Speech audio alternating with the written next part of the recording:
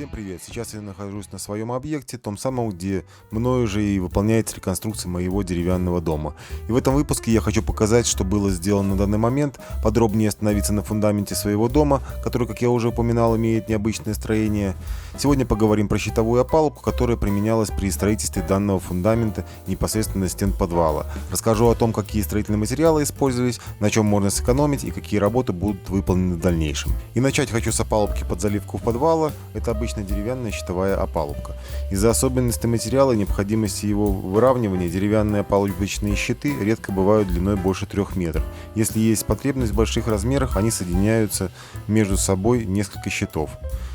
И в принципе это не представляет особой сложности. Изготовление щита опалубки состоит из следующих материалов. Берется деревянный каркас, изготовленный из бруса 50 на 50. Каждый брус крепится как между собой, так и крепится к щиту. В качестве основания щитовой опалубки применялась влагостойкая USB толщиной 12 мм. Хоть USB и является влагостойким материалом, однако было принято решение все щиты обить технической черной пленкой. При заливке основания под стены подвала и непосредственно самих стен подвала монтируется арматурная сетка.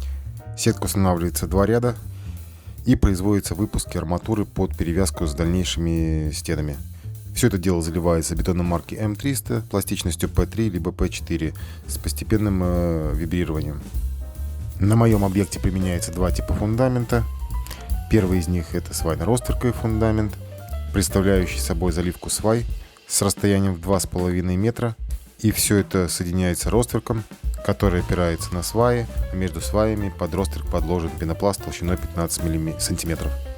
Сваи монтировались с одинаковым расстоянием, это 2,5 метра друг от друга, и на глубину ниже промерзания грунта. Далее видно, как смонтирован переход свайно-ленточного фундамента в монолитные стены подвала. Учитывая разное исполнение 2 типов фундаментов, хочу сказать, что их общая глубина залегания находится, например, на одинаковом уровне. На видеозоне присоединения 2 разных типов фундамента вы наблюдаете нишу под нижним венцом сруба. Это технологический зазор, который в дальнейшем будет заполняться кирпичом и в последующем будет заливаться перекрытие над подвалом. Здесь можно наблюдать, как уложен ростверк на пенопласт. Также видны несрезанные шпильки, которые соединяли щиты опалубки. Шпильки несъемные были смонтированы посредством сварки. Поэтому в дальнейшем они будут отрезаться за подлицо фундамента. Предварительно, конечно, будет снято цементное молочко, заделано гидролизационным составом и произведена обмазка гидроизолирующими битумными мастиками с дальнейшим утеплением фундамента. Пенопласт под ростверком себя чувствует довольно уверенно, сезонного пучения сильно не наблюдается. И как я предполагал, что он будет немножко мяться под ростверком, однако такого эффекта не наблюдается.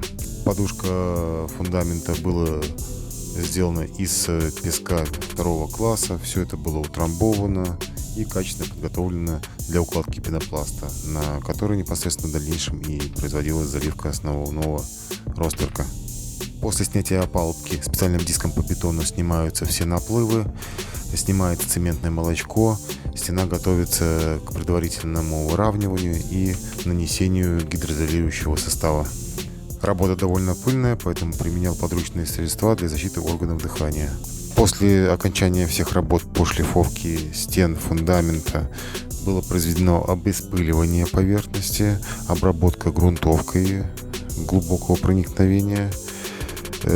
Подвал и стены фундамента были вытянуты и выровнены гидроизоляционным составом на цементной основе.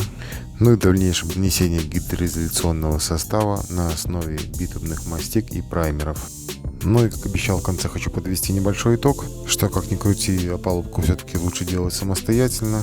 Хоть на сегодняшний день и дерево довольно недешевый материал, однако брать опалубку в аренду станет намного дороже, учитывая то время, сколько она будет находиться в аренде, плюс надо же время выстояться бетону, и соответственно из этого вытекают все последствия, что очень долго это все будет происходить.